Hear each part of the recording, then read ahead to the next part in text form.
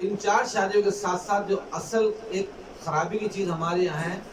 ان چیزوں پہ ڈسکس کرنے کے ساتھ ساتھ میں سمجھاتا چلے جاؤں چھوٹے چھوٹے پوائنٹس کے جو ہمارے معاشرے میں پریکٹیکل میں ہیں۔ بنیادی طور پہ نکاح کے لیے جو ریکوائرمنٹ ہے ایجاب اور قبول، جس کو ہم آفر ایکسیپٹنس کہتے ہیں۔ عام طور پہ ہمارے اس چیز کی نالج پبلک میں نہیں ہے، تو دونوں طرف سے قبول کراتے ہیں۔ پہلے دلہن سے قبول کراتے ہیں، دلہن کو کہتے ہیں قبول ہے تمہیں، اب دلہن بہت سی آج کل تو بولڈ ہو گئی، ماڈرن کہہ دیا قبول ہے، ورنہ یہ کہلاتی ہے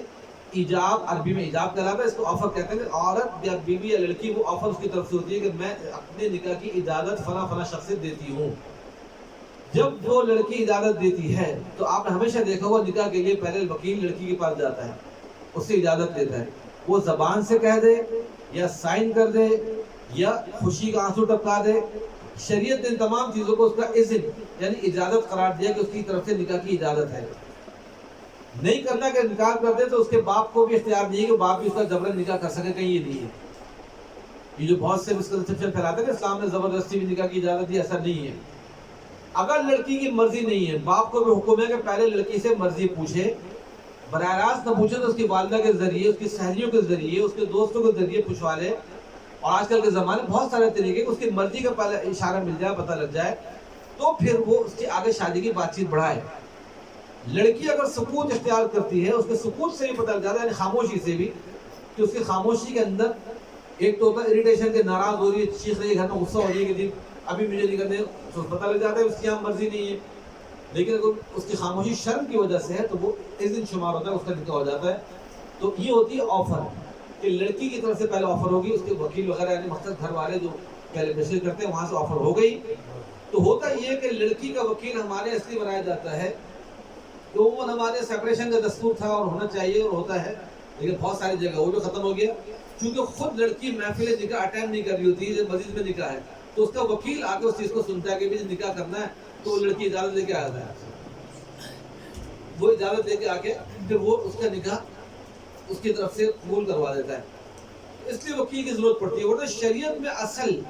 ایکچوئل میں جو ریکوائرمنٹ ہے وہ یہ ہے کہ لڑکے کی یا لڑکی کی طرف سے بس صرف 2 گواہ اگر ہوں گے تو نکاح منعقد ہو جائے گا۔ یعنی وہی گواہ لڑکی کی طرف سے بھی اور لڑکے کی طرف سے بھی، 2 افراد کا نکاح کے وقت موجود ہونا، عاقل بالغ مسلمان کا، وہ اگر موجود ہو ان کے سامنے لڑکا لڑکی نے اجاب و قبول کر دیا تو یہ نکاح کے اصل ریکوائرمنٹ یہ ہے۔ اب یہاں پہ ایک اور نقطہ بتانا چلوں کہ اگر کوئی لڑکی گواہ بنے نکاح کی تو کیا بن سکتی ہے؟ نہیں بن سکتی، تو لڑکی بھی نکاح کی گواہ بن سکتی ہے، لیکن وہ 2 ہوں گے پھر، لیکن ان کے ساتھ ایک مرد کا ملنا ضروری ہے۔ صرف لڑکیاں 4 بھی ہوں، 6 بھی ہوں، 8 بھی ہوں، تو صرف لڑکیاں خواتین وہ نکاح کی گواہ نہیں بن سکتی، ان کے ساتھ ایک مرد ہوگا، پھر 2 لڑکیاں خواتین اگر ہیں وہ گواہی دے رہی نکاح کی تو وہ نکاح بھی منعقد ہو جاتا ہے۔ پھر ایک سوال یہاں یہ بھی پیدا ہوگا، سوالات وہ جو آج کل لبرل اس کے کانسیپٹ میں بہت پھیلے ہوئے ہوتے ہیں کہ جی ایسا ہو سکتا ہے، ایسا نہیں ہو سکتا، تو جو ایکسپیرینس میں آپ کو بتاتے چلے رہا ہوں کہ کیا لڑکی یا خواتین کو نکاح پڑھا سکتی ہیں۔ تو پریکٹیکل ہمارا یہ آیا کہ مرد ہی نکاح پڑھاتے ہیں، لیکن اگر خاتون بھی کوئی نکاح پڑھا دیتی ہے اور خواتین کی محفل ہے اور ایجاب و قبول کراتی ہے تو نکاح ہو جائے گا۔ وہ بھی سپوز کہ عدالت میں جاتے ہیں، وہاں پہ جج جو خاتون ہے اور وہ نکاح کراتی ہے لڑکے لڑکی کا، تو نکاح ہو جائے گا۔ یہ کنکلوژن بتا رہا ہوں، ساری چیزیں شارٹ میں بتا رہا ہوں، ڈیٹیل میں نہیں جا رہا کہ سارا وقت ایک ڈیٹیل میں ختم ہو جائے گا، لیکن آپ لوگوں کی نالج میں ہونا چاہیے، اور جہاں ہماری خواتین بھی آتی ہیں ماشاءاللہ تو ان کی نالج میں بھی چیزیں ہونی چاہیے کہ اگر خاتون بھی ایجاب و قبول کراتی ہے تو نکاح ہو جاتا ہے۔ نکاح کا خطبہ پڑھنا یہ اور چیزوں کا ہونا، یہ سارے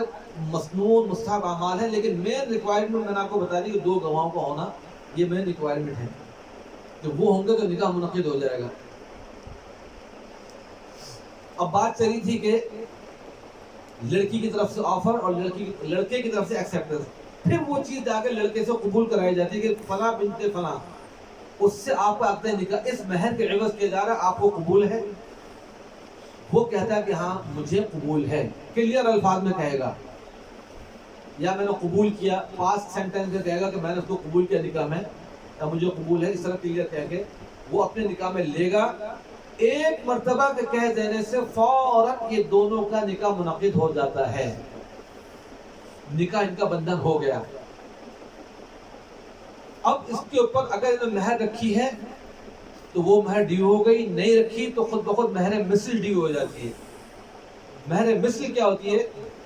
مہر مثل یہ ہے کہ یعنی اس لڑکی کے خاندان کی جو لڑکیاں اس کی اسٹیٹس کی ہیں، ان کی جو خاندانی مہر ہوتی ہوگی تو وہی مہر اس کی خود بخود آٹومیٹکلی فکس ہو جائے گی۔ سپوز کہ اس لڑکی کے خاندان کی عام طور پہ 50,000، 1,00,000، 1.5 لاکھ مہر ہے کہ بھائی 1.25 لاکھ، 1.5 لاکھ اس طرح مہر ہوتی ہے، تو خود بخود اگر نکاح میں مہر طے نہیں کی گئی تو اس کی مہر مقرر ہو جائے گی کہ اتنی مہر اس کی ہوگی۔ اب مہر پہ پہلے سنتے چلے جائیں، معجل اور معجل، یہ بھی آپ نے بہت سنا ہوگا کہ مہر معجل ہے، معجل ہے، کیا ہے؟ ایک ہوتا ہے عین کے ساتھ معجل، اور ایک ہوتا ہے مہر معجل، اور پھر آپ نے یہ بھی دیکھا ہوگا اس میں لکھا جاتا ہے عند الطلب، یعنی آن ڈیمانڈ۔ تو یہ فرق یاد رکھیں، معجل جو عین کے ساتھ ہوتا ہے وہ آن ڈیمانڈ ہو سکتا ہے، عند الطلب ہو سکتا ہے کہ وہ بیوی جب ڈیمانڈ کرے گی تو شوہر کو دینا ہوگا۔ اب وہ بیوی کی مرضی ہے، چاہے وہ پہلی رات کو مطالبہ کرے، چاہے وہ 1 سال بعد کرے، چاہے 10 سال بعد کرے، چاہے معاف کرے، وہ اس کی اپنی خواہش پر ہے۔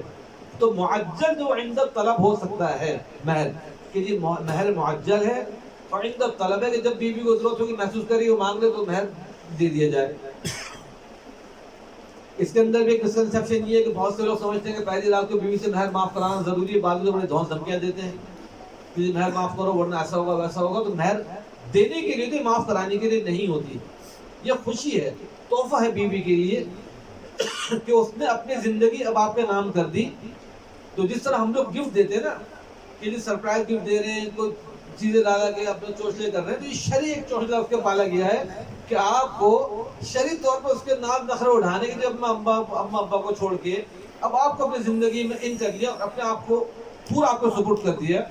اپنی عزت آپ کو سب آپ کے نام کر دی، تو آپ اس کو خوشی میں آپ کچھ دو گے،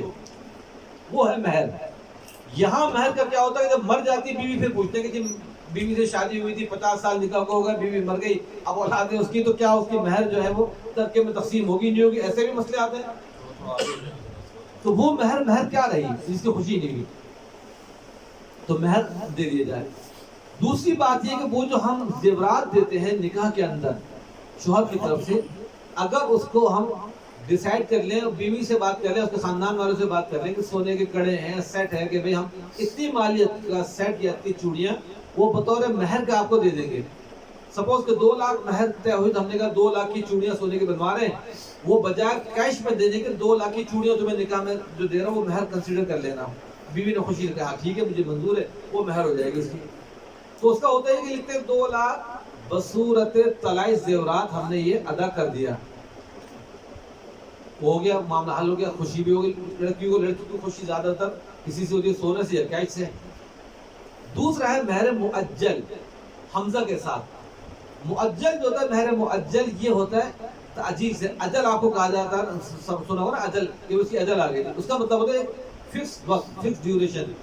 کہ آپ نے کوئی ڈیٹ فکس کی کہ بھئی اتنے مہینے بعد یا اتنے سال بعد یا 2 سال بعد میں تمہیں مہر ادا کروں گا، تو وہ ایک ہمارا ایگریمنٹ ہوا ہوتا ہے کہ اس تاریخ کو مہر ادا کر دی، تو وہ مہر مؤجل ہے، وہ عند طلب نہیں ہو سکتی، کیونکہ جب فکس کر دیا آپ نے کہ بھئی 2022 کے جنوری میں دینا ہے، تو عند طلب کیسے ہوگا؟ اب 2022 کا جنوری جب شروع ہوگا، 1 جنوری کو ہمیں مہر دینا ہے، آپ نے 2 سال پہلے لکھوایا ہے، تو جب جنوری شروع ہوگا تو 1 جنوری کو پھر وہ دینا ہوگا، وہ ڈیو ہو جائے گا۔ تو یہ فرق دھیان میں رکھیے گا، خواتین بھی مرد بھی، معجل عین کے ساتھ وہ عند طلب ہوتا ہے، اور مؤجل حمزے کے ساتھ وہ فکس ڈیوریشن ہوتا ہے۔ اب ایسا نا بہت سی خواتین جا کے گھر سے مطالبہ شروع کرتے ہیں ہماری مہر کا ہے، ایسے بھی ہوتا ہے، بہت سارے مسائل ہوتے ہیں کہ وہاں پہ جہاں اپنا بینیفٹ دیکھتا ہے وہ پکڑ لیتا ہے کہ یہ بینیفٹ دیا جائے۔ کبھی کبھی میں اپنی کوئی پرسنل ویڈیو ایسی جب مذاق کا موڈ ہوتا ہے بنا کے ڈال دیتا ہوں، اب تو کم کر دیا اسے، کہ روٹی پکاتے ہوئے کوئی شرارتی موڈ میں کبھی، تو بہت سے موردین کہتے ہیں حضرت ایسی ویڈیو مت ڈالا کریں، ہماری بیویاں شروع ہو جاتی ہیں صبح ہمیں بھی ایسے پراٹھے کھلانے ہیں۔ آپ حضرت کو جو ہے مفتی صاحب وہ گھر کے اندر کچن میں کام کر رہے ہیں، اور آپ جو ہے نواب بنے بیٹھے رہتے ہیں تخت کے اوپر کے چائے لاؤ پراٹھے لاؤ، تو آپ بھی ہمیں سے پراٹھے بنا کے کھلا کے دکھائیں ذرا۔ تو بہرحال ہر ایک انسان کے اندر ایک بچہ ہوتا ہے، میں کہتا ہوں اس بچے کو زندہ رکھنا چاہیے، اور اپنے مریدین متعلقین کے ساتھ بہت ساری چیزیں کبھی کبھی اس لیے شیئر کرتا ہوں کہ ایک اچھے موڈ میں میاں بیوی کی زندگی گزارنی چاہیے. میاں بیوی کی زندگی یہ فارمیلٹی والی زندگی نہیں ہوتی کہ میرا حق یہ تیرا حق یہ. اکثر جو مرد ہوتے ہیں وہ بڑے چیزا بنتے ہیں, شوہر بنتے ہیں, شیر بنتے ہیں کہ بھئی اگر سجدے کی اجازت ہوتی ہے تو شوہر کا حکم ہوتا ہے شوہر کو سجدہ کرو. اس طرح کے سارے فرمان سناتے رہتے ہیں. اپنے بھی تو وہ دیکھیں کہ تمہارے پر کتنی بڑی ذمہ داریاں آ گئی, بہت ساری بڑی بڑی ذمہ داریاں اللہ پاک نے ڈال دی کہ وہ ایک آنسو بھی تمہاری وجہ سے اس کی آنکھ میں نہ آئے. اس نے بھی تو پوری زندگی تمہارے لیے وقف کر دی, اس کے جو حقوق کبھی ہم نے سنے ہی نہیں ہے. اللہ غنی کا رحمت فرمائے. حضرت شیخ حضرت مولانا حکیم شاہ حکیم اختر صاحب رحمۃ اللہ علیہ بڑے پیارے انسان تھے. بہت حضرات نے ان کی زیارت کی, ان کے حضرت کی کتابچے بھی تو واعظ بھی ہیں. بڑے انہوں نے زبردست حقوق بیان کیے ہیں. خوشگوار ازدواجی زندگی کے نام سے حضرت کا کتابچہ ملتا ہے, اور ہمارے فرینڈ صاحب پہلے اکثر لاتے تھے, ابھی بھی موقع تو لائیے گا. میں اکثر لوگوں کو دیتا ہوں جو گھروں جن کے ماحول خراب ہوتے ہیں.